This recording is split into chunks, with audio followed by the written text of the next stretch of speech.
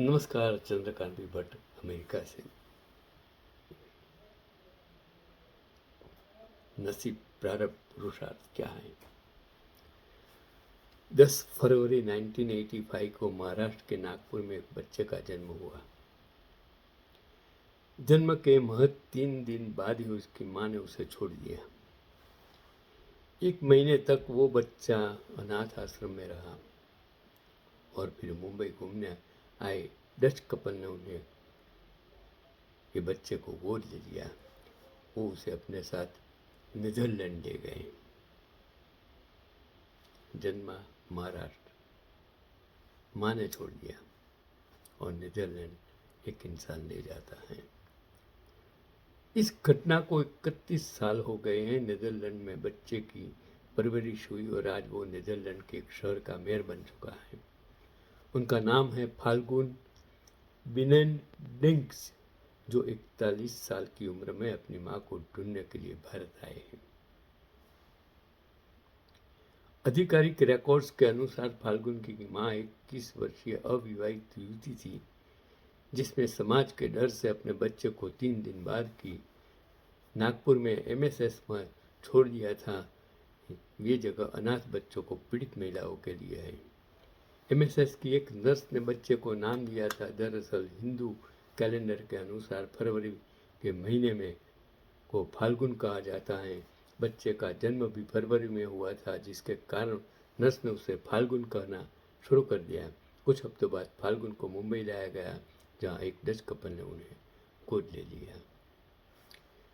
Phalgun Netherlands में ही पले बड़े हुए। उन्हें भारत के बारे में कुछ पता नहीं था। उन्होंने सिर्फ भूगोल की किताबों में बने नक्शे में भारत का मानचित्र देखा था। बढ़ती उम्र के साथ फाल्गुन के मन में अपनी असली माँ के बारे में जानने की ललक जगी और उन्होंने भारत का रुख कर दिया।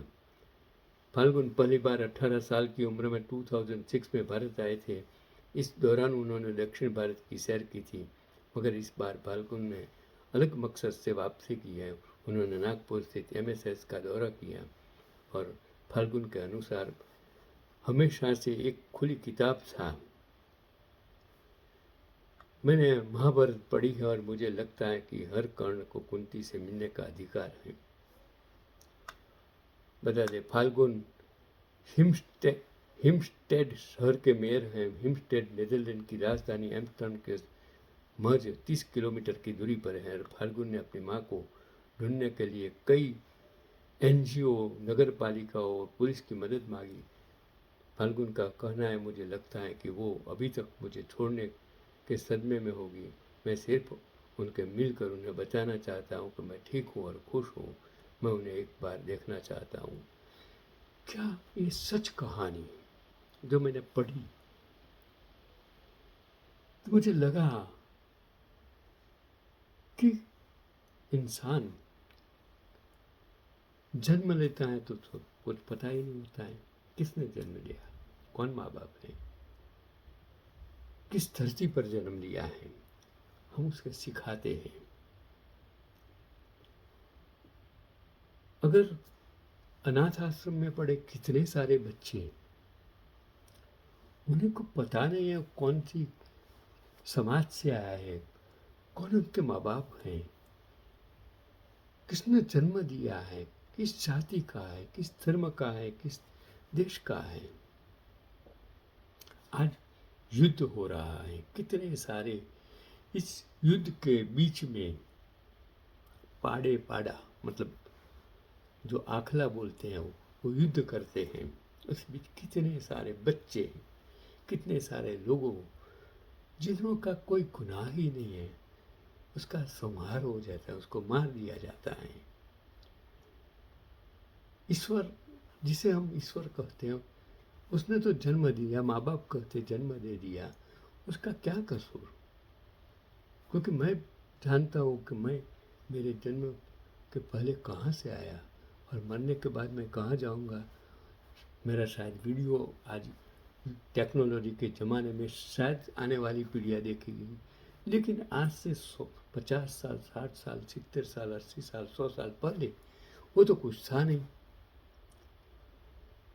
अकबर का फोटो मिल जाएगा। उस समय महाभारत रामायण चित्र मिलते हैं। राम कृष्ण जिसे आप भगवान कहते हैं, उसका तो कोई आपके पास कुछ है ही नहीं, फिर भी आपने उसको भगवान मान लिया। चलो, मेरे कहने का मतलब छोड़ो। आज टेक्नोलॉजी के ज़माने में आपको अपनी आइडेंटिटी यूट्यूब, फेसबुक, व्हाट्सएप पर इसके लिए रखना चाहिए कि शायद आने वाली पीढ़ियों में अगर आपके बारे में कोई जानना चाहता हो, जो मैं जानकर, सोचकर, समझकर, पढ़कर आपकर पहुंचाता हूँ, उसी तरह शायद आपकी भी आइडेंटिटी एक दिन किसी को काम लगेगी। यही आज का पैगाम।